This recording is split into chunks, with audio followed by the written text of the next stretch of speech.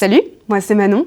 Je suis Happiness and Office Manager chez Mindset. Mindset, c'est une société d'intelligence artificielle conversationnelle. Pour la faire un peu plus simple, on fait des chatbots à destination d'entreprises du voyage. On existe depuis maintenant 3 ans, ce qui est peu finalement, mais on est motivé et on développe plein de belles choses. Bien sûr, il y a des sujets de fond, c'est-à-dire qu'on va organiser tout ce qui est culture d'entreprise, tout ce qui est un petit peu de RH. Ça dépend évidemment de la dimension du métier d'office manager, mais c'est aussi de gérer les urgences finalement, tout ce qui tombe. Une télé fonctionne pas, enfin bref, on est vraiment à gérer le feu tous les jours, et donc c'est ce qui fait aussi la beauté du métier de l'office management.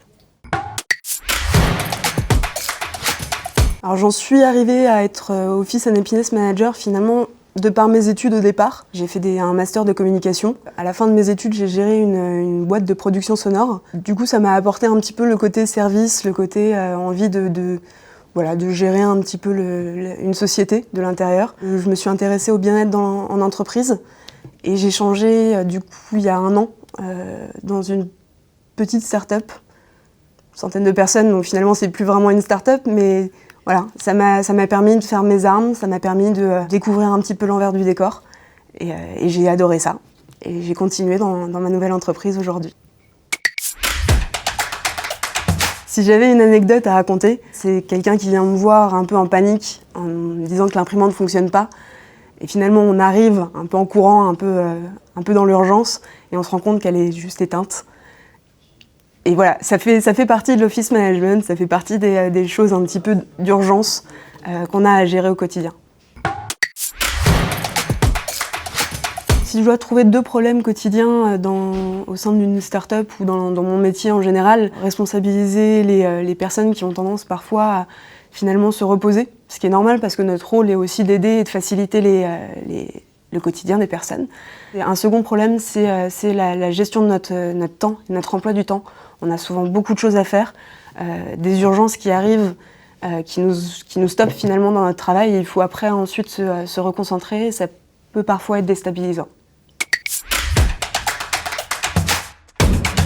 Ne pas hésiter finalement à demander de l'aide. On hésite souvent parce qu'on a ce rôle de facilitateur, mais on peut aussi s'appuyer sur nos collègues. Ça, c'est un problème, mais finalement qui trouve sa solution facilement. Voilà, mais on a tendance à l'oublier. Si j'avais un conseil pour un office manager ou une future office manager, être à l'écoute, c'est vraiment important. Respirer. Vraiment, beaucoup. Finalement, on est le premier tampon entre le problème et la solution. Et forcément, il y a de l'excitation, il y a de l'énervement. Et c'est pas forcément sur nous que ça doit être dirigé, mais ça arrive. Alors, le rêve d'un office manager, au départ des super pouvoirs, je pense. Dans un second temps, si c'est pas possible. Une plateforme pour tout centraliser. Finalement, un endroit où on pourrait avoir toutes nos tâches, tous nos prestataires, parce qu'on en a un bon paquet aussi. Voilà, peut-être sûrement si je devais choisir quelque chose pour centraliser.